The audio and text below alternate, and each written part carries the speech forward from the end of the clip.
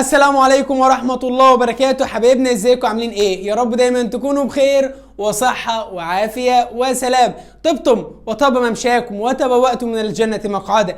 اهلا بكم يا دكاترة في المحاضرة الاخيرة، المحاضرة النهائية في معسكر انقاذ. مش بس كده، ده في السنة كلها كمان.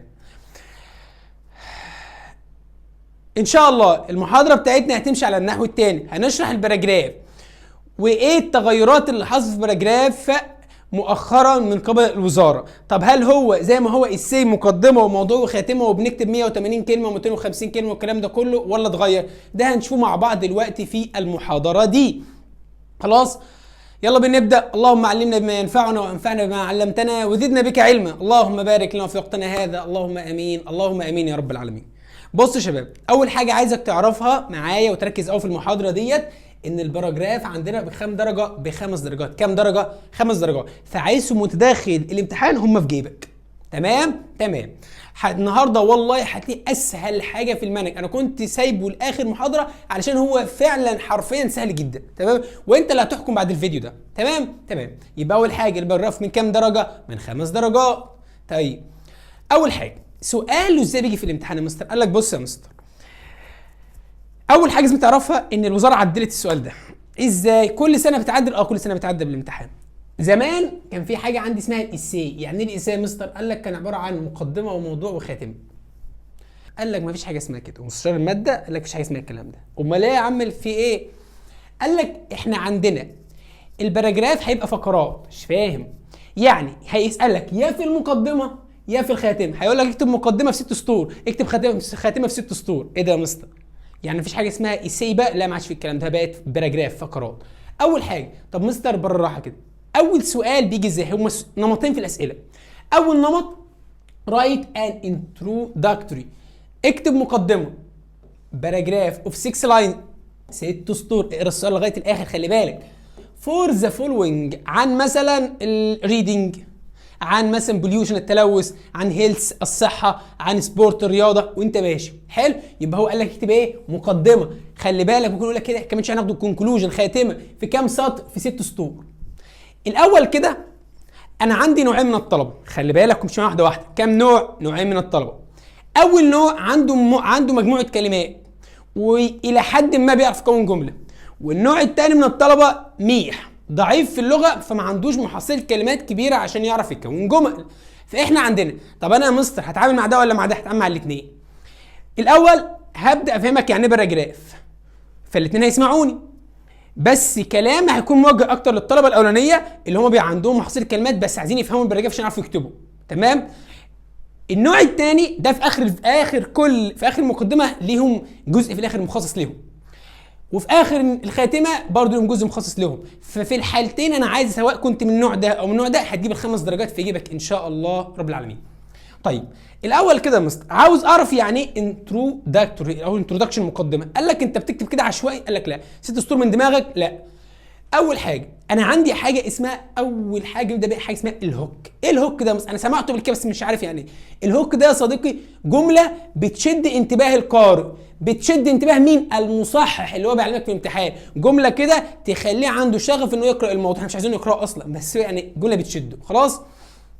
طيب الجمله دي اصلا في حاجه اسمها ايه؟ اتنشن. خلي بالك، اتنشن جرابر. طب يا مستر معلش، ايه الاتنشن جرابر ده؟ جمله جاذبه للايه؟ للانتباه. حلو، عرفناها يا مستر. كام جمله؟ جمله واحده. جميل. اللي بعد كده قال لك حاجه اسمها الباك جراوند. ايه الباك جراوند ده؟ قال لك دي خلفيه عن الموضوع. هتكتب له كام جمله باختصار عن الموضوع، مش بتكتب له التفاصيل. لا، زمان لما كان في اساي، ركز كده، لما كان في اساي كان مقدمه موضوع خاتم، التفاصيل كلها بتكتب في جسم الايه؟ الموضوع. انما دلوقتي ما عادش في الكلام ده، بقى عندنا يا مقدمه يا خاتمه. جميل. بتبقى كام جمله يا مستر؟ قال لك احنا عايزين نكتبه 4 جمل. يبقى كده 4 و1 5، فاضل لنا كام جمله؟ جمله واحده. قال لك اسمها ذيسس سنتنس، الجمله اللي هي الايه؟ الاخير، اللي فيها بقى خلاصه. هتقول جمله واحده بتقول له ايه؟ انا هتكلم عن كذا وكذا وكذا وكذا بس.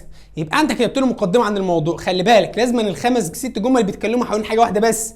يعني لو بتتكلم عن التلوث 6 جمل عن التلوث، عن القراءه، 6 جمل عن القراءه بعيد عن الجمل المحفوظه خالص. تمام. تعال نبدا من الاول كده. ما هي جمله الهوك في باراجراف؟ قال لك هي جمله افتتاحيه تبدا بها الموضوع وجاء يبدا الموضوع التعبير، هدفها انك تشد انتباه القارئ او المصاحب من اول سطر. تمام. وتخليه متحمس يكمل قراءه الموضوع. جميل. طب ايه الصفات بتاعت جمله الهوك دي؟ بنكتب عباره عن ايه؟ قال لك اول حاجه لازم تكون الجمله قصيره. طب ليه قصيره؟ قال لك ما انت لو عملت لك جمله معقده هتغلط وهتشخبط، احنا عايزين نتجنب الاخطاء. 2 فيها فكره قويه او حكمه او سؤال مثير. تمام. 3 ممكن تكون اقتباس، طبعا انت مش هتعرف تكتب اقتباس او حكى راي عام، مش هتعرف انت الحاجات دي، فاحنا عايزين نعدل الحته دي. 4 تتناسب مع الموضوع، احنا اتفقنا لو الموضوع بيتكلم عن التلوث ما ينفعش تكتب له جمله بتتكلم عن حاجه ايجابيه. تمام. طيب مستر بالراحه كده، انا عندي دلوقتي هديك 28 موضوع باراجراف، 28 موضوع، عايز 28 جمله دلوقتي. لو انت هتلاحظ فانا هكتب دلوقتي انا بختار جمل بسيطه جدا، اي طفل يعرف ايه، يعني اي طفل يعرف يجيب الكلمات دي. تمام. طيب المستر بتاع قال لك اكتب مقدمه عن مثلا الرياضه. حلو. بص انا اول جمله عندي اهم جمله فيه كله ايه بقى؟ قال لك اول حاجه بتكتب جمله اسمها جمله الهوك، ودي جمله بتشد انتباه القارئ بيها. سبورت كيب اور بادي، الرياضه بتجعل اجسامنا قويه، اند اور مايند اكتف، وعقولنا نشيط. جمله جميله جدا وسهله جدا ما فيهاش اي حاجه صعبه. تانية لو بتكلم عن الهيلث، الصحة is better than wealth، أفضل من الثروة، أفضل من المال. جميل. سوشيال ميديا، قال لك سوشيال ميديا is everywhere، أصبحت في كل مكان. in our life، في حياتنا اليوم. بتكلم عن التعليم، التعليم education is the key، مفتاح to success in life، لننجح في حياتنا. كل دي جملة اسمها جملة الهوك. طب افرض قال لي بيتكلم عن توريزم، السياحة، خلي بالك في اسمها تيروريزم، الإرهاب. توريزم تساعد الناس learn about new place and culture، بتساعد الناس تعرف على الاماكن وعلى الثقافات بتاعتهم. تمام. volunteering، التطوع، قال لك helping other، مساعدة الاخرين is a great way، طريقة عظيمة to build a better world، لبناء عالم ايه؟ افضل. قال لك اتكلم عن environment، البيئة. بص كده we must protect، احنا يجب ان نحمي الايه؟ البيئة to save our planet، علشان نحمي الكوكب بتاعنا. خلي بالك دي بلانت NET كوكب، NT نبات. بتكلم عن الوقت، قال لك اتكلم مثلا ايه؟ اتكلم 6 سطور عن الوقت. ابدا بجمله الهوك. ايه جمله الهوك؟ time is very important، الوقت مهم جدا and we shouldn't waste it، ولا يجب ان نضيع وقتنا. migration، قال لك اتكلم عن الهجره. حلو. طب الهجره many people move to the countries other countries، ناس كتير بتروح لايه؟ دول اخرى for a better life. ليه بقى؟ عشان حياه افضل. جميل. قال لك اتكلم عن القراءه. بس كده القراءه gives us knowledge، بتعطينا المعرفه and opens our minds، وتفتح ايه؟ عقولنا. role of youth، دور الشباب. اروح جاي كده young people are the power of the future، الشباب هم قوه الايه؟ المستقبل. قال لك اتكلم عن work، العمل. اروح جاي كده work is important for success، ان العمل ركز كده مهم للنجاح and personal growth، والنمو الايه؟ الشخصي. حلو. قال لك اكتب لي موضوع عن تايم وورك، العمل الجماعي. اقول لك برينجز بيبل توجذر، بيخلي الناس شغالين مع بعض ويجمع الناس مع بعض. اند ليدز تو سكسس، ويقود للنجاح. طبعا. ناشونال بروجكتس، جميل جدا واحتمال يجي لك نسبه كبيره. المشروعات القوميه مالها؟ هيلب امبروف ذا كونتري، بتساعد على تحسين ايه بقى؟ حياه الايه؟ الناس. طبعا زي بناء المدن الجديده والكبار والكلام ده كله. جميل. قال لك اتكلم عن الليترسي، الاميه. الاميه از ا بيج بروبلم، مشكله كبيره. جميل. ذات ستوب ديفلوب، وتعوق الايه؟ التنميه، وبتمنع التنميه. بتتكلم عن التكنولوجيا، ميكس اور لايف ايزيا، بتخلي حياتنا ايه؟ اسهل اند فاستر، واسرع. جميل. قال لك اتكلم عن الذكاء الاصطناعي. طبعا دي حاجه بنعاصرها دلوقتي وكلنا عايشينها، فده طبيعي ممكن يكون بنسبه كبيره جدا جدا يجي لك في الامتحان. تمام. الحاجه اللي هي دلوقتي اللي هي زي ما بنقول عليها الترند دلوقتي شغاله حاليا واحنا في امتحان ثانويه عامه، فممكن مستشار الماده يحطها لنا. ليه لا؟ artificial intelligence is changing the world in many ways، الذكاء الاصطناعي بيغير العالم في نواحي كثيره. طبعا. قال لك اتكلم عن النجاح. جميل. النجاح نيدز، بيحتاج. عمال انا بجيب لك كلمات سهله جدا بس بحطها في جمل. النجاح بيحتاج للعمل الجاد، patience الصبر، and strong will. هتيجي تقول لي مستر هي مش will اللي معناها سوف. جميل. بس انت تقصد will اذا جاء وراها فعل يبقى هي معناها ايه؟ سوف. انما will إذا كانت اسم معناها إرادة. عندنا برضو يا صديقي الجميل ال دي معناها بشكل جيد. جميل جميل. قال لك عندنا كلمة اسمها السلام. استنى ده احنا ممكن نقف هنا ونحط تحت دي 3000 خط. ليه؟ دلوقتي في الحرب المستمرة بين الدول وبعض زي إيران وإسرائيل كده، دي حرب احنا دلوقتي عايشينها وشايفينها وهي مستمرة، تمام؟ فممكن في الامتحان يجي يقول لك اكتب لي باراجراف عن السلام، ترجع له كده بيت ان ذا دريم. السلام بيكون حلم كل شخص in the world. جملة تافهة جدا جدا جدا. على فكرة انا اكتب لك كل الموضوعات عشان اعرفك ان ممكن تكتب باسلوبك عادي. لو بنتكلم عن الانضباط، ماله يا عم؟ is the secret behind every great success. هو بيكون هو السر وراء او خلف كل نجاح عظيم. كوبريشن، التعاون. ماله التعاون يا عم؟ قال لك working together، العمل معا. هيلبس يساعدنا reach our goals faster، ويساعدنا الوصول لاهدافنا بسرعه. قال لك اتكلم عن مورالز، الاخلاق. طيب كمل. هقول جود مورال، الاخلاق الجيده. ميك ذا وورلد بيتر بليس، بيخلي العالم مكان افضل. تمام. قال لك اتكلم عن تاثير الانترنت. جميل. هقول له كده ذا انترنت هيلبس اس، بيساعدنا. ليرن، نتعلم. ورك، نعمل. اند كونكت وذ اذرز، والتواصل مع الاخرين. تمام. قال لك لو بنتكلم عن نويز بوليوشن، التلوث الضوضائي، بيعمل ايه ده؟ قال لك بيأثر على صحتنا. affect our health and peace of mind، وراحتنا النفسية. جميل.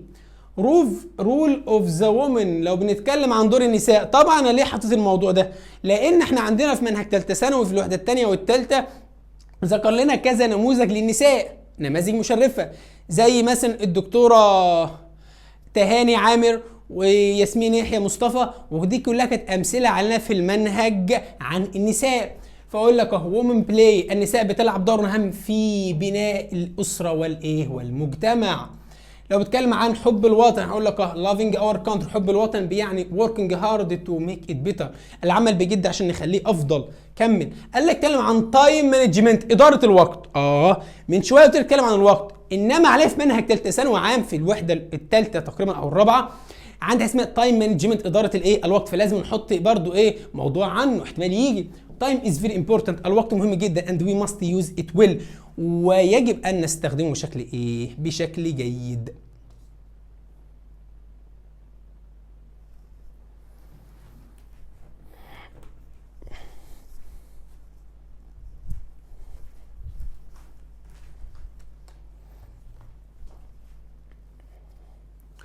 تاني حاجه يا اولاد عندنا حاجه اسمها الباك جراوند. ايه الباك جراوند ده؟ اديني 4 جمل اديني خلفيه كده عن الموضوع، مش تفاصيل، لا 4 جمل كده انت هتتكلم عن ايه وايه وايه وايه وايه. تمام.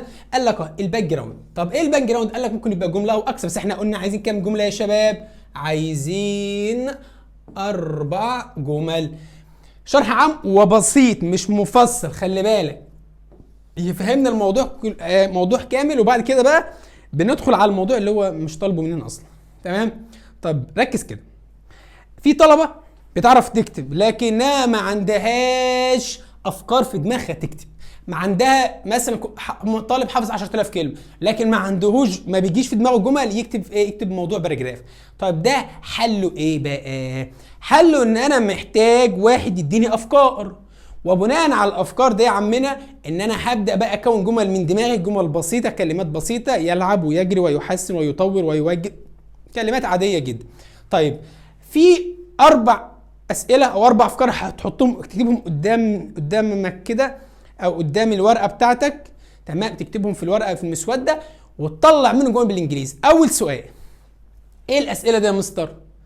تكتبها كده قدامك. هل الموضوع ده مهم؟ قال لك اتكلم مقدمه 6 سطور عن القراءه. تروح سأل نفسك السؤال، هل القراءه مهمه؟ هتيجي تقول لي نعم القراءه موضوع مهم في حياتنا اليوميه. ادي جمله.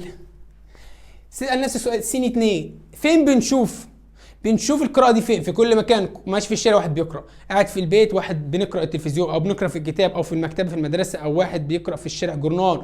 يبقى احنا بنشوف في كل مكان. مين بيتكلم عنه؟ كل الناس بتتكلم عن القراءه. تمام. ليه لازم نهتم بيه؟ لانه الطريق للتقدم. ادي انا حاطط لك جمل بالعاميه تعرف تطلع منها ايه؟ اسئله. تمام تمام. تعالى كده يلا. طب مستر معلش، ما ممكن تقول لي الجمل انت قلتها من شويه ديت اللي هي بالانجليزي؟ عادي جدا. تعالى يلا. هل الموضوع ده مهم؟ اقول ايه؟ this reading، هذه القراءه. او ما نقدرش نكتب this، نقول ايه؟ the reading، القراءه is very important in our life، مهمه جدا في حياتنا. ادي جمله. الجمله الثانيه فين بنشوفها؟ بص كده، we can see it in many places، بنشوف الكثير من الاماكن around us، حولنا. بص كده، like school، مثل المدرسه والمنزل and street، في الشارع، في كل مكان. السؤال الثالث مين بيتكلم عنها؟ خلي بالك انا برد عن نفسي بسألها من الانجليزي. ميني بيبو، كل الناس بتتكلم عنها. كتبت بيبو بس، الناس صح. كتبت ماي فريندز صح. كتبت ماي فاميلي، عائلتي. كل ده صح. تيك اباوت، بيتحدثوا عنها because it affects their life، لانها بتؤثر ايه على ايه؟ حياتنا. طب السؤال رقم 4 ليه بنهتم بيها؟ قال لك احنا يجب ان نهتم بيها ونتعلم كيف ايه نتعامل معها. عايز تزود تكتب انها بتطور حياتنا وبنعيش حياه تقدم وبنعيش في حياه مريحه والكلام ده كله، اكتب اللي انت عايزه. خلاص؟ طيب رقم 3 يا شباب، اخر حاجه زيسس. ايه بقى زيسس دي يا مستر؟ قال لك دي جمله واحده. يبقى احنا خدنا جمله الهوك واربع جمل عن الباك جراوند، فاضل جمله كده 5، فاضلنا واحده بس. قال لك ايه الجمله دي بقى؟ جمله بتقول فيها انت تتكلم عن في الباراجراف عن ايه؟ جمله باختصار شديد، انا هكتب عن كذا وكذا وكذا، السلام عليكم. تمام؟ باختصار اهوت الموضوع مهم وهنتكلم عن كذا وكذا وكذا. شايف ده ايه؟ احنا هنترجمها بالانجليزي. طب عايز تكتب باسلوبك جميل عادي جدا. طب عايز اكتب باسلوب مستر، ما فيش اي مشكله. انا كاتب ان شورت، باختصار. كلمه تدل ان ديت ايه؟ جمله الزيسس. تمام؟ باختصار I will take about the most important things related to مثلا the reading. انا ساتحدث عن الاشياء المهمه المتعلقه بمثلا ايه؟ القراءه. دول ليه؟ المستر ده بيضحك عليا. طب ما افرض كان بيتكلم عن التلوث، هقول له باختصار انا سوف اتحدث عن اكثر الاشياء المهمه المتعلقه بالتلوث. منين ان التلوث ده حاجه وحشه والمستر بيقول لك دي مهمه؟ هقول له عشان انت باجئ، علشان انت حمار، المفروض يربطوك في زريبه. ده ما ينفعش في الثانويه يا حمار. احنا بنقول ركز كده، احنا هنتكلم عن الاشياء المهمه المرتبطه مثلا بالتلوث. مش هروح اقول لك ايه ده الولا مثلا مصطفى بيرمي القلم في البلكونه، دي اشياء مهمه هنتكلم فيها في موضوع؟ لا طبعا. هنقول مثلا انا صاحبي كتب على التخته، هي دي اشياء مهمه؟ لا دي مش اشياء مهمه. احنا هنذكر الاشياء المهمه زي مشكله مثلا وليكن الصرف الصحي، مشكله تلوث الهواء، تلوث المياه، المصانع اللي بتعمل كذا. دي اسمها الاشياء المهمه. مش هنقعد نذكر بقى حاجات تافهه وحاجات خايبه، لا هنقعد نذكر الاشياء والقضايا المهمه زي قضايا الراي العام كده. فهمت يا صديقي؟ فهمت. تمام. طيب انا كده يا شباب غطيت الجزء اللي الطلبه بتعرف تكتب فيه. يعني انا حطيتك، فهمتك يعني هوك، فهمتك يعني باك جراوند، فهمتك يعني زيسس، وكل واحد فيهم فهمتك يعني ايه. بص بادق التفاصيل، التفاصيل الممله. انا بقى حوالي 4 أو 5 ايام بكتب في الموضوع ده، او بكتب في الباراجراف في الPDF اللي قدامك ده. تمام. طيب امثله واضحه قدامك تعرف تستغلها. معاك جمل ثابته، معاك ممكن تغير، تقدر تاخد من اللي انا كاتبه. الموضوع مفتوح قدامك. طيب تعالى بقى، اهلا بك يا صديقي اللي ما بتعرفش تكتب. طب انا قدامي طالب ما بيعرفش يكتب. تمام. طيب اعمل معاه ايه انا دلوقتي؟ اروح جاي، انت قدامك يا صديقي حلين، موضوع ايجابي وموضوع سلبي. هتقول لي يا مستر انا ما بعرفش اقرا، بالراحه. او كلمه جت لي انا ما بعرفش ارجمها. بص انا دلوقتي قدامي هقول لك الموضوع الايجابي ايه والموضوع السلبي ايه، وهقول لك الموضوعات كلها عباره عن ايه، بحيث لو جالك حاجه يبقى انت عارف دي ايجابي ولا سلبي. خلاص؟ كل عليك هتحفظ بس ال6 سطور اللي انا هكتبهم لك وخلاص. اول حاجه احنا عندنا اذا عجزت عن الكتابه اليك الحل. الحل بقى ايه؟ ان انت عندك موضوع اسمه موضوع سلبي وموضوع ايجابي. موضوع زي التلوث، موضوع زي القراءه، موضوع زي الارهاب، موضوع زي السياحه، موضوع مثلا زي الصحه، وموضوع مثلا زي تلوث الهواء. ده ايجابي وده ايه؟ وده سلبي. تعالى بقى نشوف المستر كاتب لنا ايه. هعطيك موضوع، مش موضوع بقى، هعطيك ايه؟ مقدمه ايجابيه. هعطيك ايه؟ مقدمه ايجابيه. كل اللي عليك هتحط اسم الموضوع هنا وهنا وهنا وهنا بس. حلو. طب تعال نشوف الموضوع كده، تعال نشوف. هنفترض مثلا هنتكلم عن سبورت، الرياضه. الرياضه دي تعالوا كده، الرياضه از فول اوف بينفيت، مليئه بالفوائد ذات كان هيلب بيبول، اللي بتساعد الناس كل يوم. جمله الهوك اهي، جمله الهوك اللي هي الجمله الافتتاحيه اللي بتشد انتباه القارئ.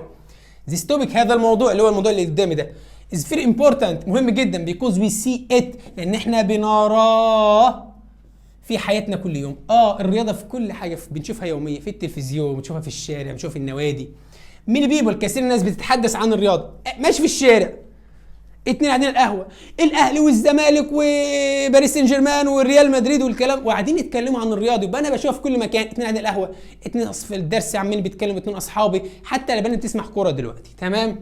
قال لك لان سبورت، الرياضه مثلا، بتساعدنا في ايه؟ بتساعدنا بطرق كثيره. طبعا بتحافظ على اجسامنا. تمام. بتخلينا كمان، بتسلينا كمان، غير ان هي بتحافظ على اجسامنا.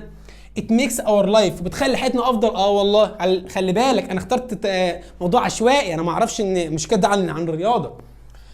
وبتعلمنا الكثير عن ايه؟ طبعا عن الاخلاق. ايوه، اخلاق. ازاي بتعلمنا بتعلمك الاخلاق. لازم يبقى انت عندك اخلاق كويسه. مثلا قاعد مع صاحبك مثلا وخسر، لازم يبقى عندك روح رياضيه. ازاي اتكلم معاه، ما اقولش كلام مش كويس لان ممكن اجرحه بالكلام. ان شورت، مين شاطر يقول لي ان شورت دي بتعبر عن ايه؟ هتقول لي مستر ان شورت دي مش جمله زيسس. جمله زيسس اللي هي الجمله اخر حاجه في جمله الايه؟ اخر حاجه في المقدمه. I will take about the most important، انا هتكلم عن الاشياء اللي المهمه المرتبطه او المتعلقه بالايه؟ بالرياض. مش هذكر اي كلام كنت انا وصاحبي على القهوه بنتكلموا على الاهلي والزمالك، لا، ده انا هتكلم عن الحاجات المهمه، عن الروح الرياضيه، عن مثلا ايه؟ كثره المشجعين في الايه؟ في النوادي، وهكذا. تمام. ادي موضوع ايجابي قدامك اهوت. تاني حاجه انت بتفكر فيها دلوقتي، انا مش ناسي والله كل كلمه انت بتفكر فيها، انا عامل حساب. اول حاجه اتكلم عن التعليم، القراءه، تنظيم الوقت، التكنولوجيا، وسائل التواصل الاجتماعي. خلي بالك الكلام ده كله مهم. تعلم اللغه الانجليزيه، الرياضه، العمل التطوعي، الاجتهاد، ومترجم قدامك اهو، مترجم اهو. النجاح، مساعده الاخرين، العمل الجماعي، الابداع، اسلوب الحياه الصحي، اعاده التدوير، السلام، الشباب المستقبل، الذكاء الاصطناعي. طب يا مستر معلش، افرض جالي موضوع سلبي بقى، ده كده موضوع ايجابي هتحفظه، مش تعمل اي حاجه. قال لك اتكلم عن مقدمه في 6 سطور، انتروداكتوري، يبقى على طول تكتب الموضوع ده لو انت ما بتعرفش تكتب. طيب تاني حاجه، قال لك بعض المشاكل، يبقى على طول ديت حاجه سلبيه بتؤثر على كثير من الناس and can make life، وبتخلي حياتهم ايه ولا، وبتخلي حياتهم ايه؟ اصعب. تمام. والتلوث مثلا، هنتكلم مثلا هنا، مثلا قال لك اتكلم عن التلوث، وقال لك التلوث احدها او حاجه واحده منها يعني. التلوث a big problem، مشكله كبيره في حياتنا. many people suffer from it، والكثير ناس بتعاني من التلوث. and it can hurt individual and society. ركز كده. ويمكن ان تضر الافراد والايه؟ والمجتمع، بتضر الناس والمجتمع كله. ويسي احنا بنرى ان التلوث ماله in many places around us، ان التلوث في كل مكان حولنا، في الشارع وفي المدرسه وفي البيت وفي كل مكان. and it needs more attention، واحنا محتاجين اهتمام اكبر من ده. that's why، لهذا السبب we must، احنا يجب ان نتحدث بشان الايه؟ لازم نتكلم عن التلوث مثلا and try to find a good solution، ونجد حلولا مهمه لهذه القضيه. حلو.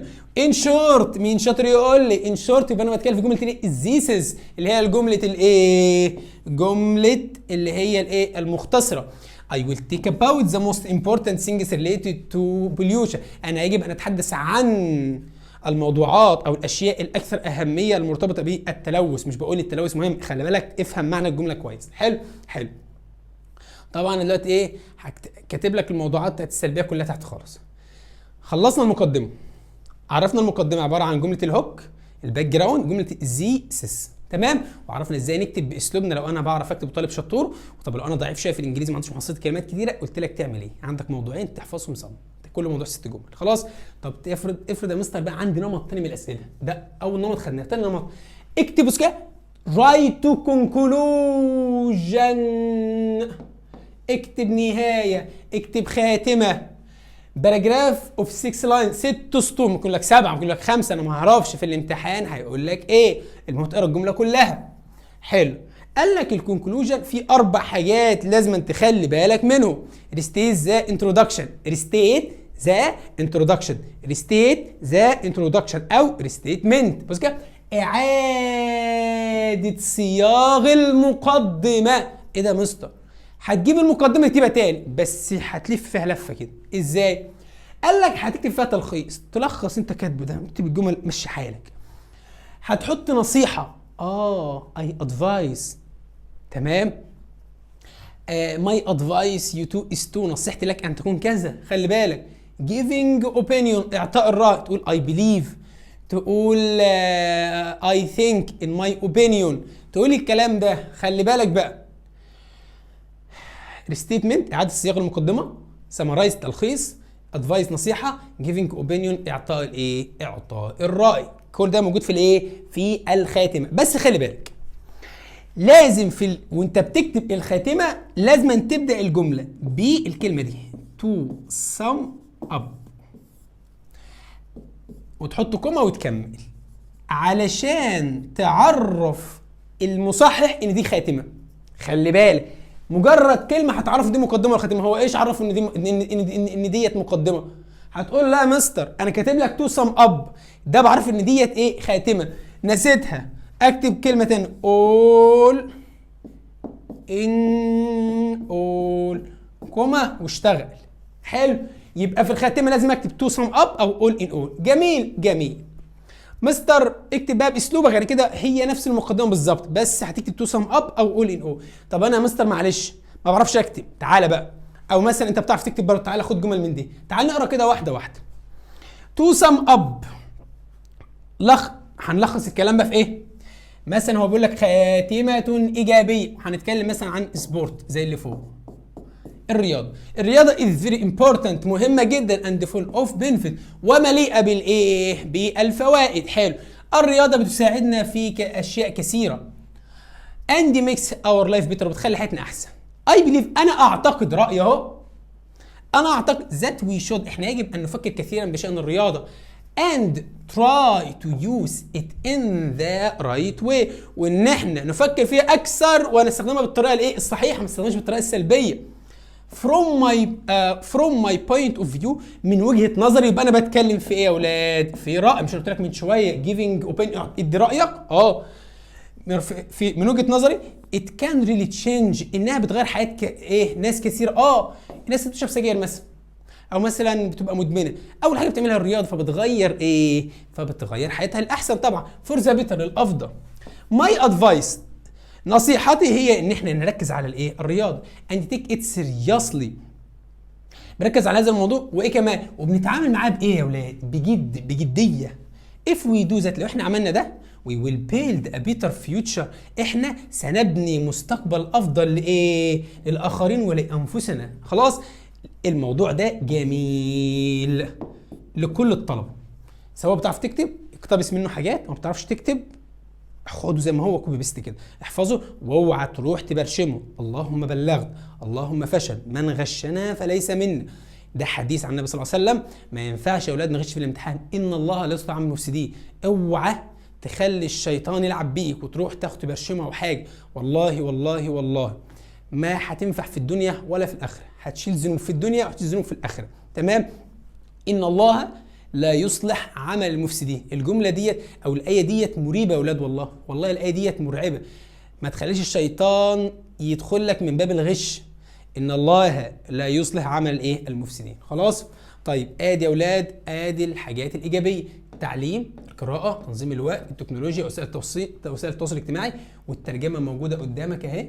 تمام. تعلم اللغه الانجليزيه، الرياضه، العمل التطوعي، الاجتهاد، النجاح، مساعده الاخرين، العمل الجماعي، الابداع، اسلوب الحياه الصحي، اعاده تدوير، السلام، بيس، وده مهم جدا جدا جدا. الشباب المستقبل، الذكاء الاصطناعي برضو مهم ايه؟ جدا. طيب تعالى يا مستر بقى في الخاتمه الايه؟ السلبيه. معلش دي غلطه مني، بعدلها. طبعا هتلاقي البي تي اف ده في صندوق الوصف تحت الديسكربشن تحت، ولو ما عرفتش تجيبه او تنزله ابعت لنا على الواتساب واحنا هنبعته لك PDF. تمام. طيب مستر اول ان اول، يبقى انا على طول من غير ما افكر اول ان اول يبقى ديت خاتمه زي تو سم اب. تمام.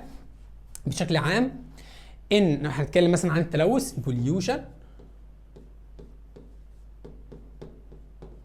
التلوث بيؤثر على كثير من الناس and cause serious issues. وايه كمان يا اولاد؟ على كثير من الناس بيسبب مشاكل ايه خطيره وقضايا خطيره.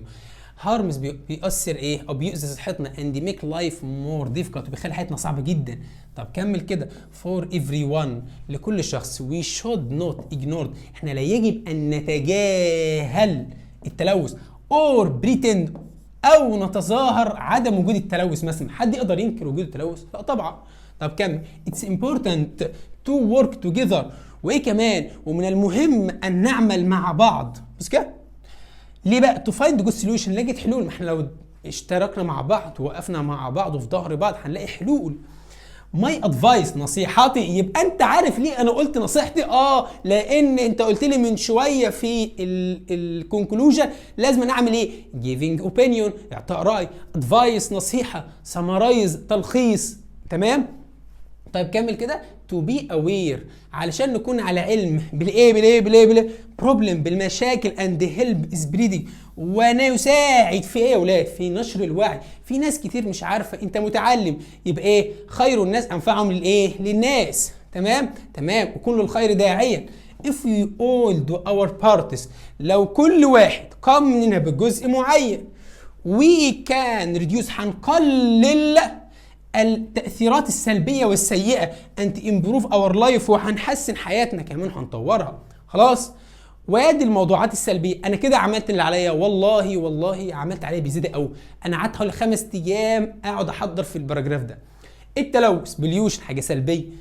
تدخين، ادكشن، الادمان، بولينج، التنمر، بطالة، الفقر، الضوضاء، خلي بالك، إضاعة الوقت، التنمر الإلكتروني، إلقاء القمامة في الشوارع، مشاكل المرور، الإفراط في استخدام السوشيال ميديا، العادة السيئة، إهدار الطعام، تلوث المياه. كل دي الموضوعات الإيه؟ السلبية. ووصلنا إلى النهاية يا شباب. كده خلصنا الباراجراف وفهمناه عبارة عن إيه؟ عبارة عن مقدمة وعبارة عن خاتمة.